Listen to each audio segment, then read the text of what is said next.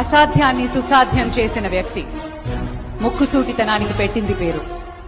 చెప్పాలనుకున్నదే చెప్తారు, చేయాలనుకున్నదే చేస్తారు. అది ఆయనకి మాత్రమే సాధ్యమైంది. ఆంధ్రప్రదేశ్ రాజకీయాల్లో ప్రతి ఒక్కరికి ఆయన స్టైల్ ఏంటో, ఆయన స్టైల్ ఏంటో తెలుసు. ముక్కుసూటితనానికి పెట్టింది పేరు. ప్రజలకు మాత్రమే తలవంచుతారు.